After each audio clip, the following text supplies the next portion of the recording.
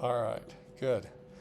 There should be a penalty to me if I forget to press record. There should be like some kind of reward. Okay, extra credit to everyone who was here today. 1 point of extra credit to everybody who was here today. I don't know how we're going to do that, but we'll figure it out. The TA's heard me, so all right. Yeah, that's a fun contest. Every time I don't press record, it's 1 point extra credit to the class. All right. You're not. Dear Lord, please help him forget.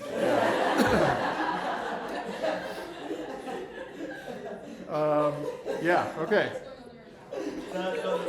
That is on the recording. All right. Yeah. For those of you following along at home, we've just negotiated in perpetuity an extra credit deal where if I forget to press record, the people who are here today get extra credit, 1 point for every infraction.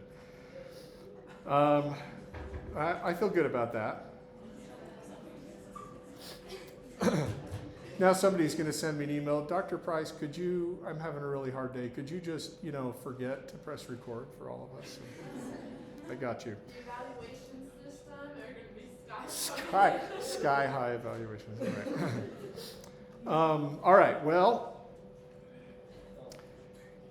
let's see. So the amylopectin molecule, as I said, can have up to 200,000 individual carbohydrate units. The amylose molecule generally has 200 to 1,000 units. And then glycogen is a form of starch that is stored in your muscles and your liver. And it's a store of glucose, sort of short-term storage for glucose. If you want to store energy long-term, you store it as a triglyceride, and we'll talk about that. But short-term, I need it quickly today probably, is glycogen. Glycogen has this same basic alpha-1,4 linkage, but it has more branch points. So in glycogen, the branch points are every 8 to 10 units. So you count 1, 2, 3, 4, 5, 6, 7, 8, and there's another branch point. And glycogen molecules generally have 2 to 60,000 units per glycogen molecule. There are enzymes called glycosidases. Their job is to hydrolyze a glycosidic linkage.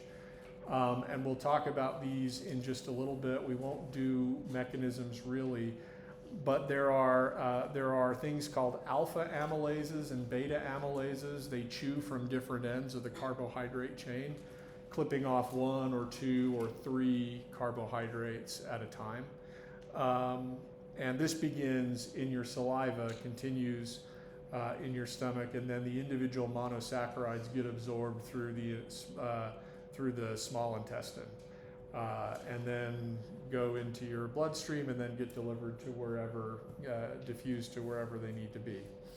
Okay, now amylose and amylopectin are, we can get carbohydrates that we can use for glycolysis for that. Cellulose is fiber, and if you've ever wondered why they put fiber under the list of carbohydrates in a food label, it's because it is a carbohydrate. But if you've ever wondered why there's no calories associated with it, it's because your glycosidases in your saliva and your intestine can't hydrolyze this linkage. It's different. So what linkage is that?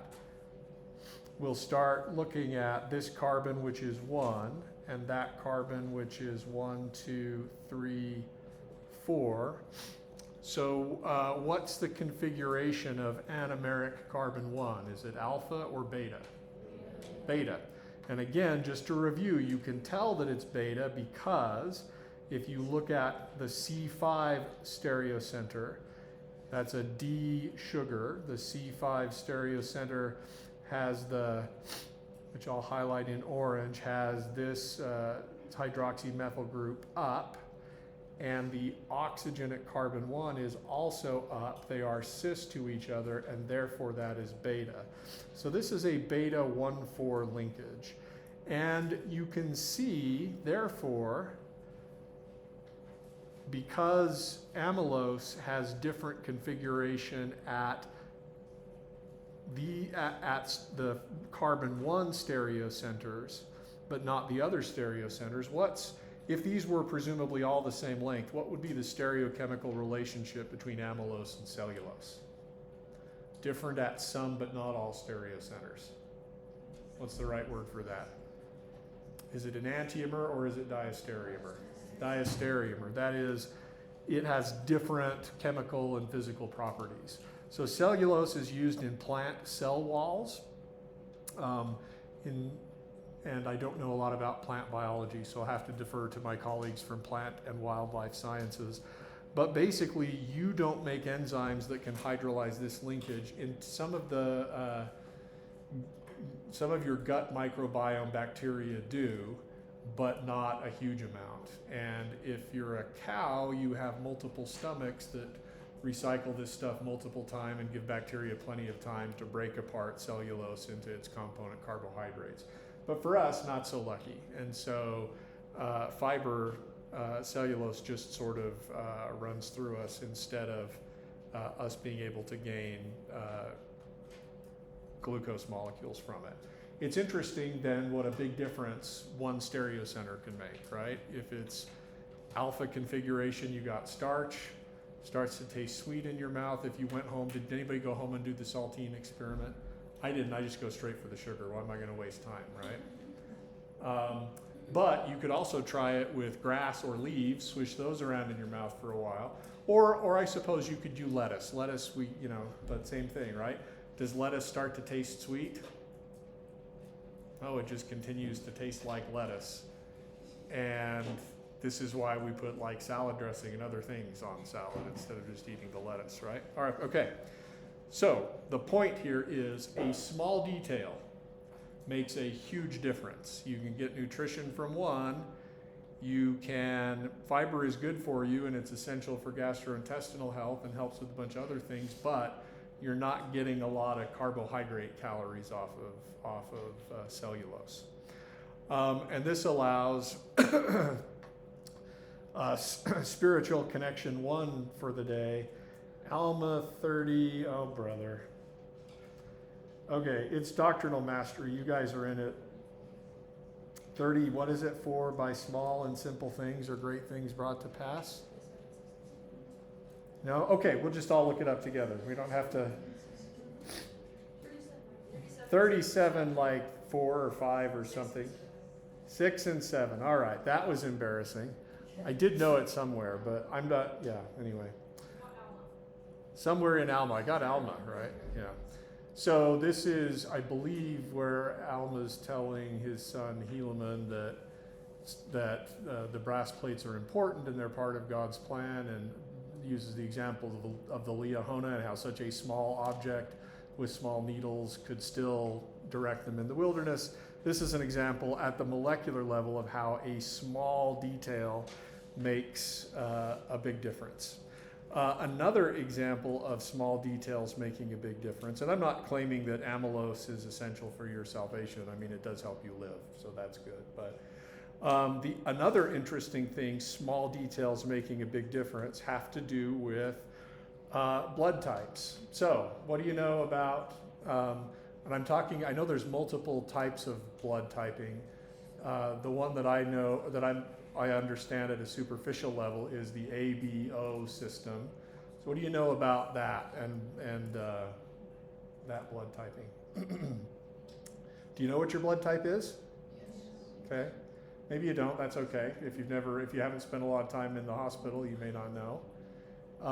Okay, so what's the deal? If you're O, what does that mean? Go ahead. O just means you don't have like the A or B variants in your blood. A, B is when you have both.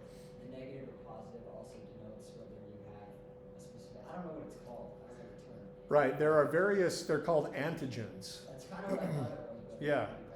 Do you know what an antigen is? It's something that, go ahead. I was just gonna say it's something that your immune system recognizes. It generates, that's the gen part, antibodies, that's the anti part. So an antigen is a molecule that your antibodies recognize. I know next to nothing about immunology, but your immune system makes proteins that look something like this, and they have cross links at various positions. This is the Y-shaped thing of an antibody. That's an immunoglobulin G. And there are, in a lot of cases, the sequence of this protein is constant, but there are variable regions here. And those variable regions, it's a really beautiful directed evolution kind of thing. And again, I don't understand immunology very well, but your immune system makes antibodies and it varies the amino acids at specific positions in these variable regions. So those antibodies will bind to things that shouldn't be there. So when you get an infection of a virus, as you clear the infection, one of the things that happens is that your body makes antibodies that bind that virus.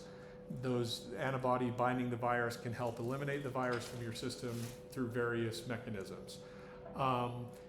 So your immune system is really good at identifying things that are not you from things that are you. And so there are various markers on your cell surfaces that are supposed to be there, and your antibodies shouldn't react with those because, of course, you don't want to destroy a cell that should be there. For example, red blood cells, right? So there are carbohydrates that decorate the surface of our cells, in particular red blood cells, but other cell types too. And these carbohydrates are really complicated. They're anchored sometimes to proteins, sometimes to lipids. It varies. And they're often very long. And you can see how complicated carbohydrate structure can be. There's a lot of options for alpha and beta and what kind of connections you have. But at least in some of these carbohydrates that decorate the cell surface are the H, A, and B antigens that are associated with the blood type. So if you have type O, this is the antigen that decorates your red blood cells. And as I said, it can be anchored either to a protein or a lipid. It just sort of depends. So we're just being really generic about that and putting an R group there. But we're talking perhaps tens to hundreds of carbohydrate molecules downstream and then linked to your cells. So like M&Ms, your cells have a candy coating, right? Carbohydrate, not that funny. Yeah, carbohydrate coating. So this is the H antigen. What carbohydrate, and this is the antigen you have if you have type O. And so your antibodies will look at this and say, there's nothing to see here, folks, move along. Because when they see it, they know it's you, okay? Tell me, what is this carbohydrate? If you look at that, what is its, would you call it glucose, mannose, or galactose? Galactose, excellent. You saw that C4OH group and you noticed it was up and everything else looked like glucose. So that's, everything else looked like glucose. So with the C4 up, that's definitely galactose. And by the way, this is a beta configuration. This carbohydrate is different, and that's why I've written the name here. It looks like glucose, except the C2 OH has been replaced by a nitrogen. This is called N-acetyl glucosamine. You probably have heard of glucosamine before because somebody has said, oh, I take glucosamine supplements for my joints. And we'll talk maybe a little bit later about why that is. Glucosamine is a component of some carbohydrates that are involved in the extracellular matrix. I don't think we'll actually talk about those today, but if you go to your problem set, I show you the carbohydrate structure of hyaluronic acid, and we're going to go you're going to go through and identify all the glycosidic linkages in that, and you'll see that N-acetylglucosamine is a component of hyaluronic acid. By the way, in general, with the supplement industry, you have to be, and some of you are nutrition and dietetics, so you'll know more about this than I do, but you'll notice that at least the regulatory apparatus that sort of regulates drugs doesn't apply as rigorously to the supplement industry. So you want to be careful with claims that people make about, oh, I took this essential oil or this supplement and it had this effect. Ideally, you want to have things that have controlled, randomized clinical trials, double-blind studies to evaluate whether something's effective or not. And I would also say the placebo effect is real, just don't pay a lot of money for it. You want to take a sugar pill and feel better, that is great, you should absolutely do that. But don't let somebody charge you $120 a month in perpetuity for it if you're going to do that.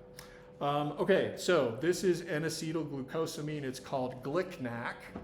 And it turns out that nitrogen and that carbohydrate and that acetyl group, this amide bond, do make a difference in terms of how the carbohydrate behaves.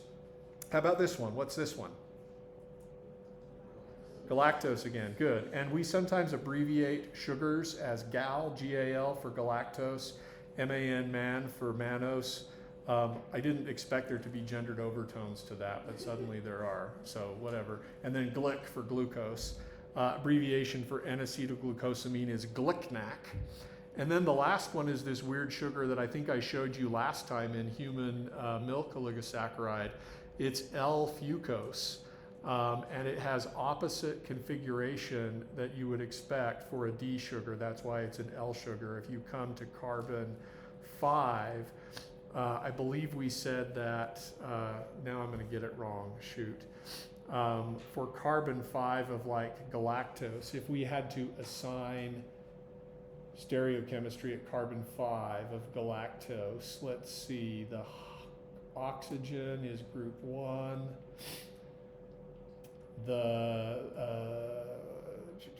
This carbon is bonded to 2, wait a minute, hold on, sorry. Oxygen is 1, this carbon should be 3, and this carbon should be 2. So 1 to 2, 2 to 3, 3 back to 1, that's clockwise, and the proton is down. So this is R, and you would see that this stereocenter here is S. So that's why it's an L sugar. Fucose is one of the few sugars that nature uses that has the L configuration. The other thing that's weird about fucose is its C5 substituent doesn't have an OH group on it. It's just a methyl group.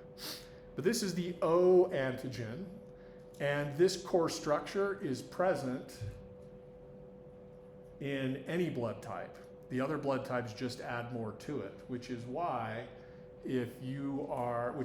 O is the universal donor, because if you get type O blood, then, and you have type, say, A, no problem, because your antibodies already see this core structure anyway. It's in everything. All right, so let's look at, we need to identify the types of linkages. So how about this one here? Remember, we describe it first with the configuration of the anomeric carbon, and then with the 2 atoms that are involved from the anomeric carbon first to the one on the other side of the oxygen. So what's this linkage? Beta 1,3, good. How about this one? Also beta 1,3, good. And then this one's going to be hard. You're going to have to figure out the anomeric carbon is this one, carbon 1 on fucose. You're going to have to remember the definition of alpha versus beta. Remember, it's always related to, is the thing at C1 on the same side or the opposite side as the thing on C5. So what would you say the configuration of anomeric carbon on fucose is? Alpha, because it's opposite, right? One's up, one's down, they're trans. So this is alpha, and then the configuration is again alpha 1, 2. Okay, good. So, and there'll be examples on your problem set. I expect you on an exam to be able to look at a carbohydrate like this, to feel overwhelmed for a minute, then to be able to focus in and say, okay, what is that sugar there? Okay, that's galactose, that's glucose. What is the identity of that linkage? What's the right way to talk about it? Go ahead. Is that a singular blood cell for Say that, what? Say that again? would that be like a singular blood cell for type O? So a red blood cell that's type O would be decorated with many copies of this. Yep. All right, other questions? Yeah.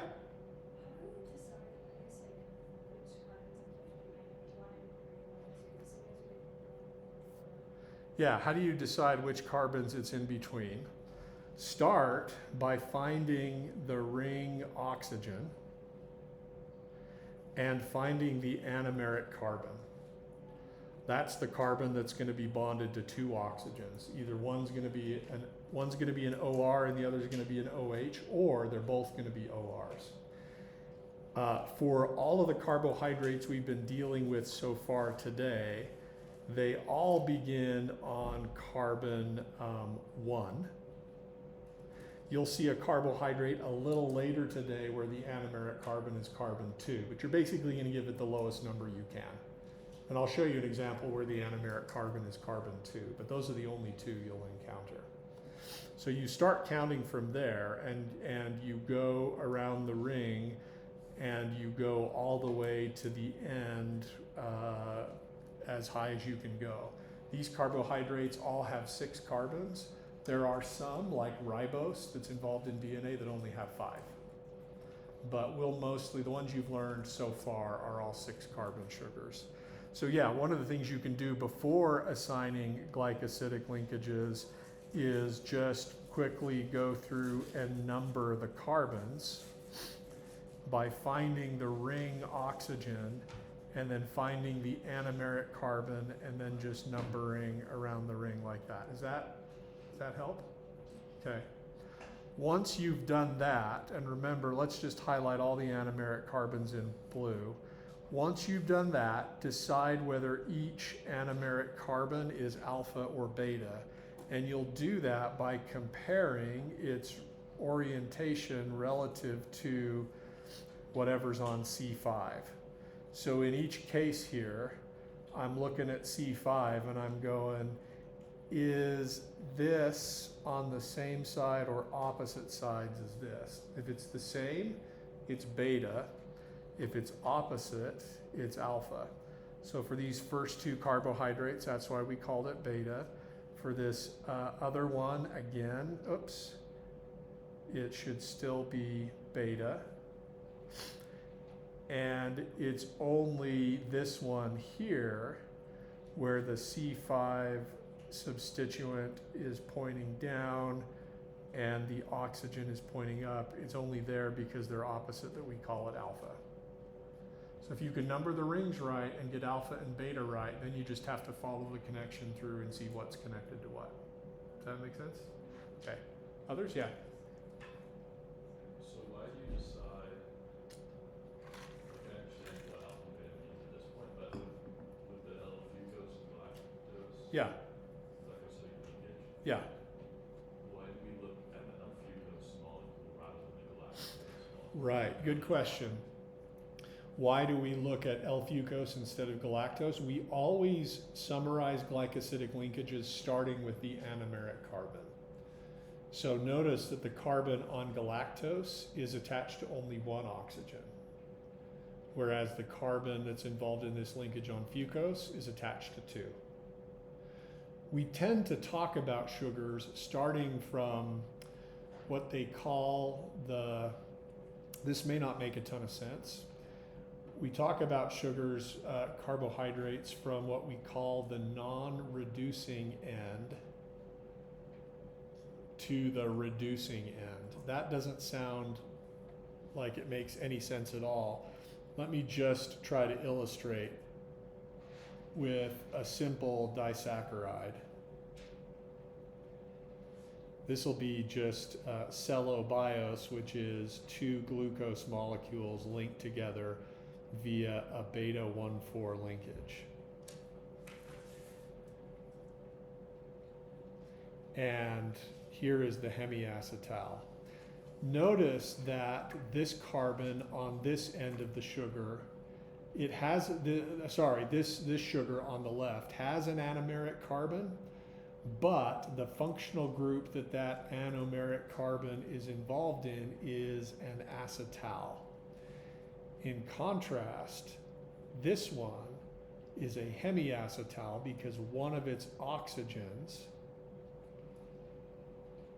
is an OH. And one of the things we learned about hemiacetals is that they can ring open to form aldehydes. Acetals can't ring open. They can ring open after they're hydrolyzed, but they're stable. They're more stable than hemiacetals. So the fact that a hemiacetal end of the sugar can open up to form the aldehyde means that when that happens, that aldehyde is available for reduction by a reducing agent. I should have prepared this demo today, but one of the key tests about whether a sugar has a hemiacetal at the end of it is seeing whether it undergoes a reduction reaction. Maybe I'll order that for next time so you can see it because it's kind of cool. So the hemiacetal end of a carbohydrate is called the reducing end, and the other side is called the non-reducing end. So in that spirit, we always talk about glycosidic linkages from the non-reducing end to the reducing end. In other words, you start with the acetal anomeric carbon and then you go over. Does that help a little bit? Okay. Good. What else? Okay, let's see the A and the B antigens, and you'll see how they differ. Notice that with the A antigen, I'm going to color in gray everything about the A antigen that is the same as the H antigen from blood type O. People that have the A antigen have a gene for another what's called glycosyltransferase that takes the H antigen and tacks another carbohydrate on carbon 3. So let's look at that carbohydrate. Here is the ring oxygen. Here's carbon, let's see, 1, 2, 3, 4, 5, and 6. If I were to have asked you what this sugar identity was and you focused only in on the stereochemistry at C4, you would have called it galactose. But notice that unlike galactose at C2, you have a nitrogen attached to an acetyl group. So just like we had glicnac, N-acetylglucosamine up here, there also exists N-acetylgalactosamine, in which it's basically galactose, but the C2 hydroxyl has been replaced by an amine, and that amine is attached via an amide bond to an acetyl group. So if you have type A, your H antigen gets decorated with something else. All right, that's like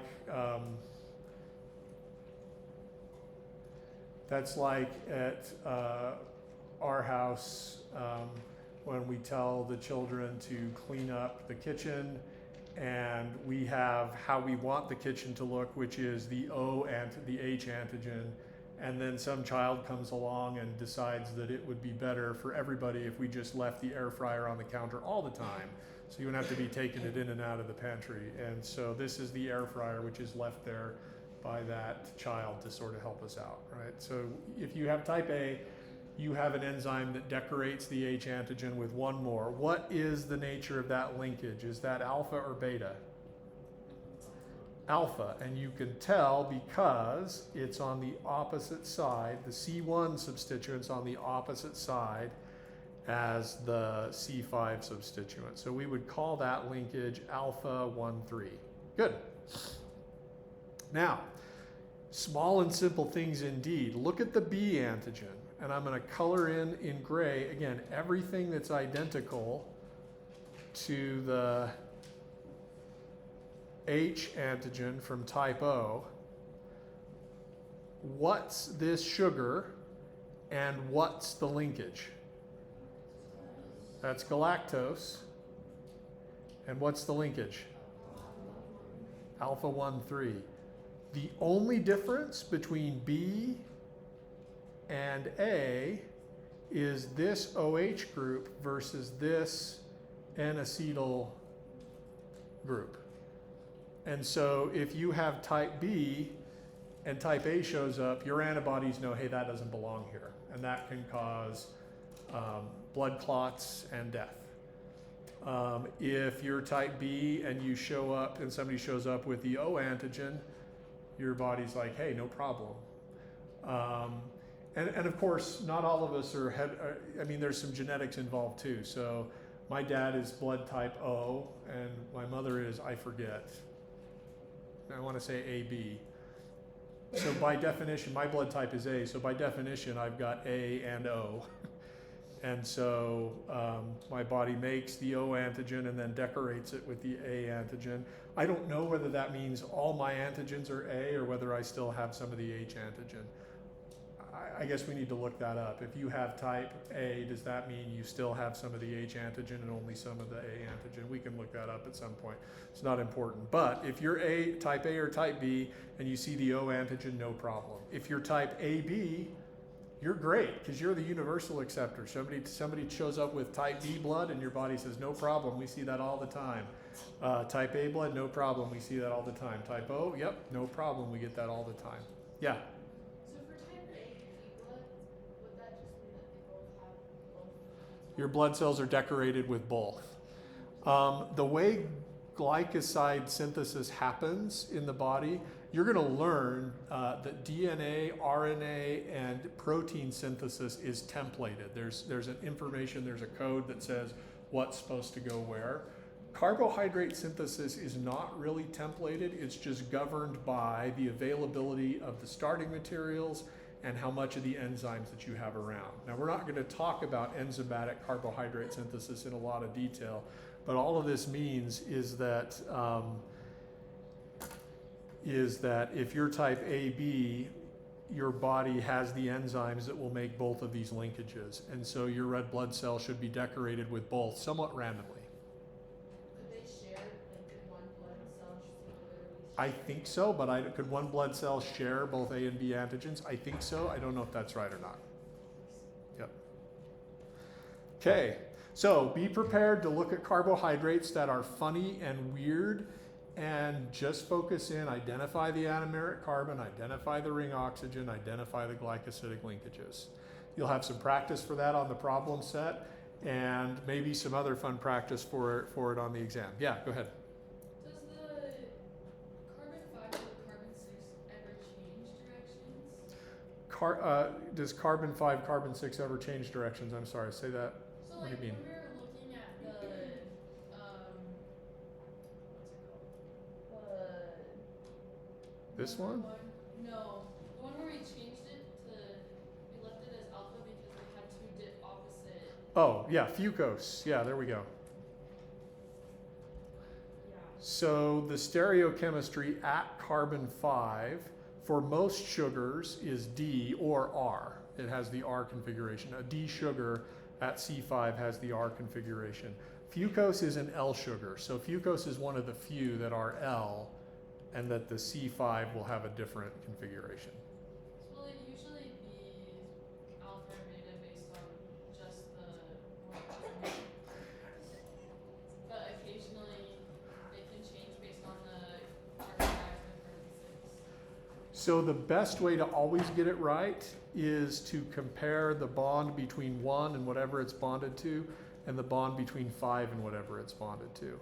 And I'll give you, and I didn't used to know this. I used to think, oh, well, when you draw the carbohydrate in the chair, if the OH is up, that's alpha, and if the OH is down, that's beta.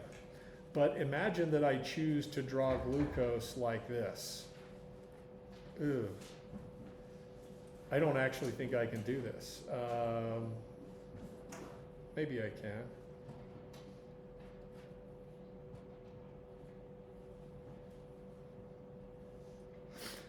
This is glucose. I've just drawn it from a different perspective. And if all you know is, well, down is alpha and beta is up, then maybe you'd call that beta. But if you know, I have to look at C1 and C5 and look, are they on the same side of the ring or opposite sides of the ring? They're on opposite sides. The C5 substituent is pointing downward, The C1 position is pointing upward. Those two are trans to each other, so that's the alpha configuration. Okay, so what do you mean by, so they're on different sides of the ring and that's what makes them Uh-huh. different? Yeah, so this will make a little bit more sense if we draw it like this. I'm going to draw this structure of glucose, and I'll also draw the chair.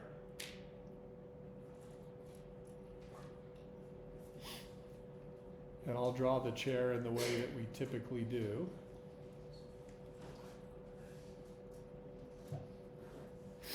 It's getting a little crowded on the screen, sorry. 1, 2, 3, 4, 5, and 6. 1, 2, 3, 4, 5, and 6. So notice the C5 substituent and the C1 substituent, they're both wedges. They're cis to each other. Because they're both wedges or cis to each other, we'll call that beta. Same thing here. They're cis to each other because they're both up equatorial. Yeah? Just to make sure with the example down below, that 5 carbon was equatorial versus the axis. Which one below, sorry? The one down.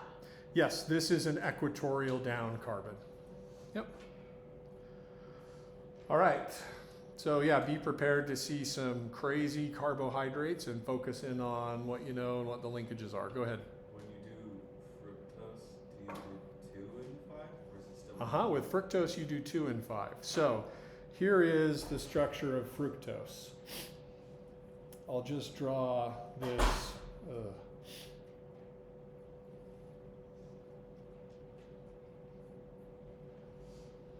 And in fructose, I'm just drawing one of the anomers. So yeah, this is fructose. I'm going to find the ring oxygen. I'm going to look at the carbon that's attached to 2 oxygens, an OR group and an OH group. That makes this the anomeric carbon. Now I notice that this is not the beginning of the chain. This anomeric carbon is bonded to not only 1 carbon and a hydrogen, but 2 carbons. So the lowest possible number I can give that anomeric carbon is 2. So 1, 2, 3, 4, 5, 6. Now fructose is still a D sugar because the configuration at C5 is still R. Now here is the hemiacetal OH group. In just an individual carbohydrate, we can call it alpha or beta based on whether this OH group is on the same side or opposite side of the ring as the R group. What is it here? Opposite. OH is down, C6 is up. So what's the correct configuration? Alpha, right? When they're opposite, it's alpha. So this is the alpha anomer of fructose. And the beta anomer of fructose would be exactly the same as this, only the OH would be up and the CH2 would be down. But again, you're going to compare the substituent that's the oxygen coming off the anomeric carbon, and is it on the same side of the ring or opposite side of the ring as the C5 substituent? Here they're the same, so we would call that not alpha, but beta. Yeah? Could you quickly draw that as a chair? Could I draw it as a chair? 5-membered rings don't really adopt chairs, but I can draw a realistic conformation. Most of the time, if you want to draw fructose, this is as best you can do. Sort of put me on the spot here, so I'll do my best, but I wouldnwouldn't expect you to do this. I guess I'll draw the beta anomer.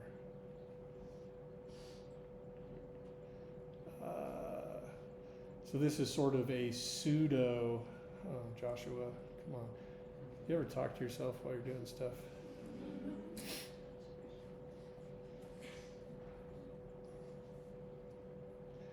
This is sort of as best I could do. But for the most part, for 5-membered rings, drawing it like that is good enough. So we won't ever have to know how to draw it. No, I'm not gonna ask you to draw a chair of a 5-membered ring. Yes? So I was reading there's two forms of fructose, and one of them is 6 Say it just a little bit louder. So I was reading, and there's like two forms of the fructose. It's like a pyridose. I don't know how to say it. That's okay. Oh, And yeah, yeah. Mannose. Yes. And like one of them was the 500, and the other one was with Sharon. So then. Oh, really cool. Okay. Yeah. So that's a great question, and to answer it, we sort of need to remind ourselves of what the open chain form of fructose is. And you've seen this before. To get to the open chain form of a sugar, what you need to do, and then I'll answer the question about 5-membered ring versus 6-membered ring. To open up the sugar, you need a base to remove a proton from the hemiacetal OH group. Then the electrons kick down and eliminate the ring oxygen as a leaving group, and it's going to need to pick up a proton from some other source. And these two, the base and the acid, may be a water molecule, might even be a single water molecule. When that happens, here is the open chain form. The the C2 group becomes a ketone. You can tell that it needed to be a ketone because in the cyclic hemiacetal form, in addition to the two oxygens, the thing that the blue carbon was bonded to were two other carbons. Okay? The 5-membered ring form is called furanose. That just means a 5-membered ring with an oxygen. And some people have noticed that actually, what if instead of having the OH group on C5 be the one that forms the hemiacetal, what if instead the OH group on C6 formed the hemiacetal? Imagine this one attacks the ketone as a nucleophile. That would be a 1, 2, 3, 4, 5, 6-membered ring.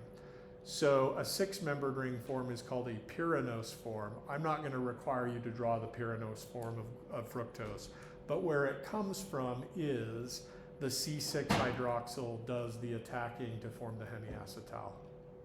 Is that sufficiently detailed? Is that okay? All right. We could do more, but then some of you would want to know if that's going to be on the test, and I would say no, and then your interest would retroactively go away. So some of you anyway. All right. Other questions? Did I draw table sugar for you last time?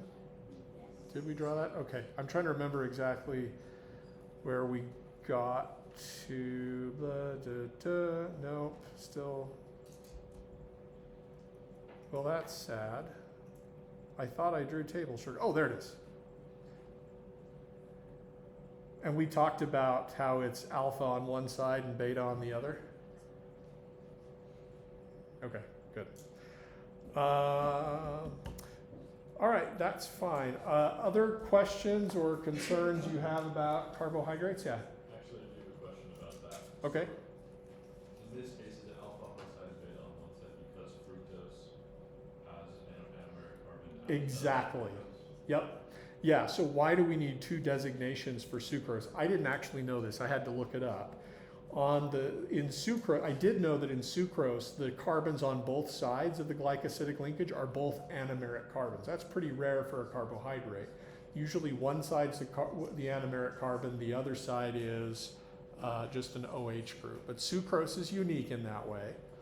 And so this anomeric carbon has an alpha configuration because the C5 substituent here is up and the C1 substituent here is down.